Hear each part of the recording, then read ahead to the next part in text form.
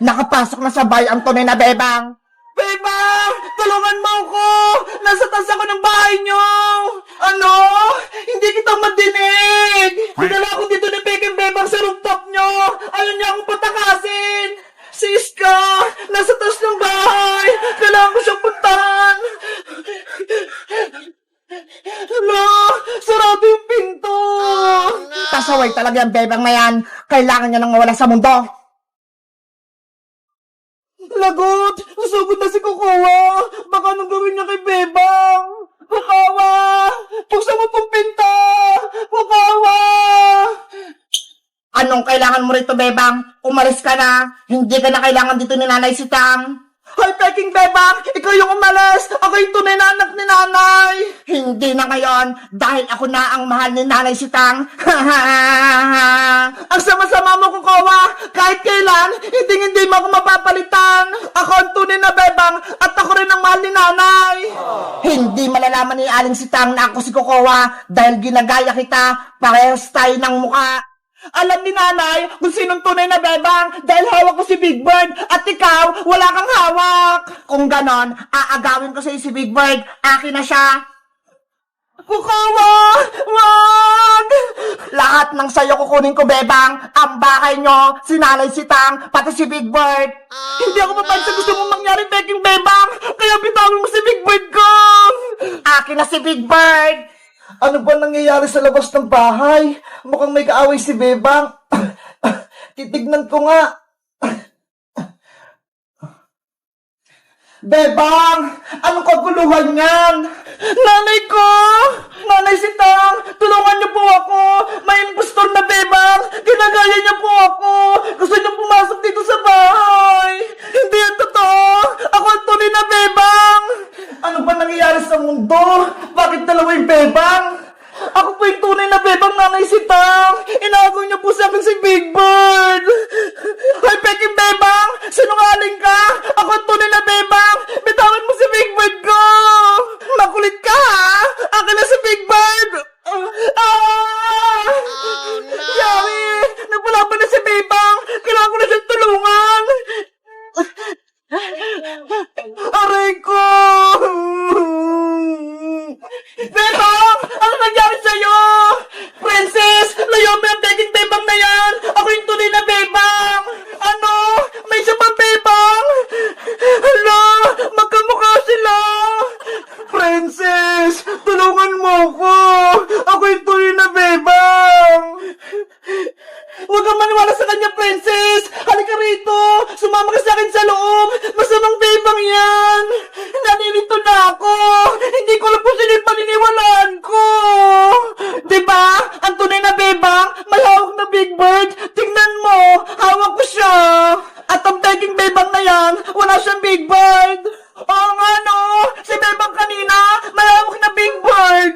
Princess, huwag kang maniwala sa kanya! Inagaw niya sa akin si Big Bird! Kaya nakuha niya sa akin! Sino mo talaga sa inyo ang anak ko? May sakit na nga ako! Tapos may kaguluhan pa! Lalang sumasakit ang ulo ko! Nanay ko! Huwag ka nang umiyak dyan dahil hindi ikaw ang tunay na bebang. Nanay! Nandiyan na po ako! Guys! Sino po talaga yung tunay na Bebang? Yung may hawak na Big Bird? O wala? Mag-comment lang kayo kung alam nyo! Bye-bye! Akin na tong sulat ni Iska, bebang. Boyong! Ibalik mo yan! Ayoko no, hindi ko na ibabalik sa inyo tong sulat ni Iska. Pasaway ka talaga, boy butike. Lagi mo kami ginugulo. Gusto namin si Iska, kaya gusto namin na mabasa yung sulat niya. Asos! Hindi mo man talaga miss si Iska, Princess eh. Ang gusto mo, yung padala niyang chocolate.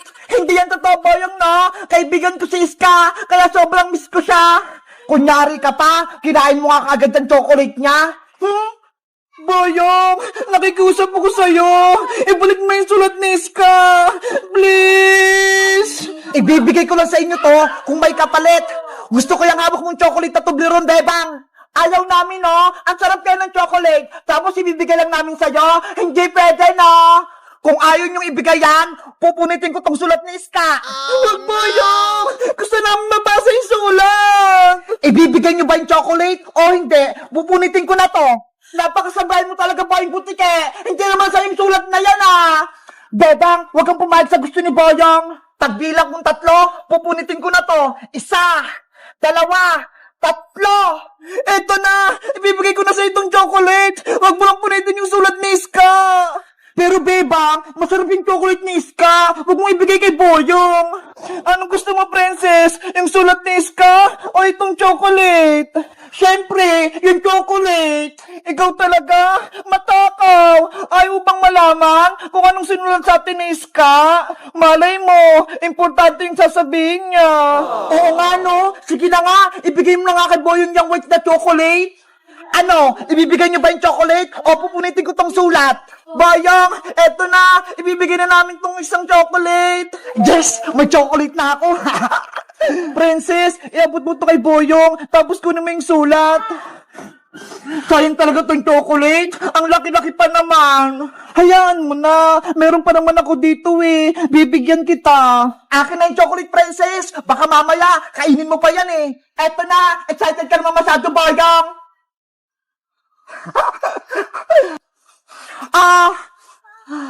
Wow! Chocolate! Ang laki! Ibigay mo na sa akin yung sulat ni Iska. Sa'yo na tong sulat. Princess! Halika na rito! Bilis! Bebang! Eto na yung sulat! Yay! Nabawi na natin tong sulat ni Iska! Sa wakas, makakain ako ng chocolate. Panigurado, masarap to. Bubuksan ko nga. Ano to? Walang laman? Walang chocolate? Akala mo, may isa mo kami, Boyong, na nasa akin yung laman ng chocolate? Eto Ano? Nakibibag yung chocolate ko? Kinuha ko tong laman bago ko ibigay yung chocolate sa'yo. Ang galing mo, Beba! Naloko mo si Boyong! Hoy! Akin ang chocolate ko! Bebe! Hindi namin ibibigay sa'yo to! Princess, halika na! Pasok na tayo sa bahay! Wala kang chocolate, Boyong!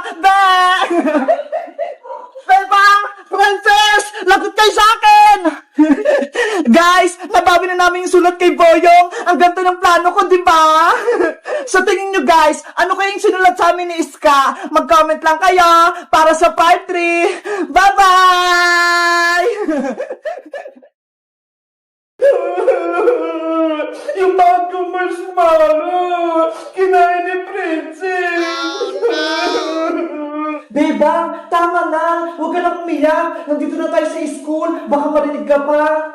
Kasi wala akong pagkain mamayang recess Iska Naubos na. Ikaw kasi, Princess, no? Ang sabi kasi ni Bebang, hati kayo sa marshmallow, pero kinain mo lahat. Bebang, sorry na. Huwag ka nang umiyak. Ito bigyan kita ng piso. Palitan mo yung kinain kong marshmallow. Ano? Piso lang yung ibibigay mo, Princess? Ang haba kaya nung marshmallow kinain mo. Kaya dapat 10 pesos yung ibibigay mo. Hala, ang mahal naman. Huwag ko na nga lang bayaran. Pambili ko na lang ito ng candy mamaya. Princess! Ikaw, Princess, pinaiyak mo pa si Beba. Ikaw na nga may kasalanan Babayaran ko na nga. Ayaw pa niya.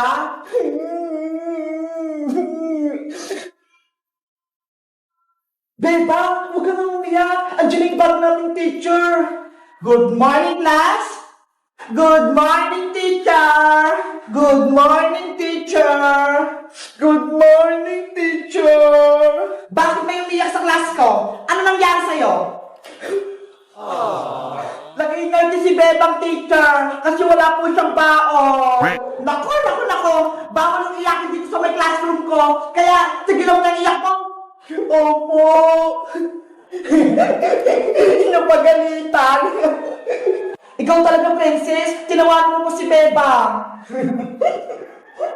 Class, kilala niyo ba ako? Hindi po, teacher. Okay, magpapakilala ko. Ako si Teacher Maribel Santos, ang class advisor nyo. Kaya dapat, mabait kayo. Huwag pasaway at huwag iyakin sa klase ko. Naiintindihan nyo ba? Opo, Teacher Santos. Ngayon, kayo naman yung magpakilala sa akin. Mauna ka na din na buhok. Ang pangalan ko po, teacher, ako po si Iska. Ako naman po si Bebang. At ako naman po si Princess, ang pinakamaganda sa lahat. Parang kulang kayo. Sino yung absent? Naku, late na ako. Nagsimula na yung klase. Good morning, teacher! Stop! Diyan ka lang. Bakit late ka, Ilo? Sorry po, kasi hindi ako nagising ng maaga eh. Dahil late ka, may parusa ka. Tatayo ka dyan sa tabi ng pinto. 1 oras. Ngayon na. Opo. Si Bayang, tinataya! Yari ka sa akin, princess, mamaya, kapag uwian. Teacher Santos, si Bayang pa nagbabanta sa akin. Bayang, tumayo ka dyan na maghapon. Naintindihan mo ba? Opo. Ano ba yan? Be! Yari, Bebang, yung bago nating teacher, sobrang tapang, pinatayo niya si Buyong. Oo nga, Iska eh. Sana hindi tayo pagalitin ng Teacher Santos. At sino naman yung maingay dyan? May narinig ako nagbubulong-bulong Si Bebang mo, teacher, nakikipagkismisan. Bebang, tumayo ka rin. Samahan mo si Barb sa may pintuan. Opo, teacher. Oh, no! Buti nga sa'yo, Bebang.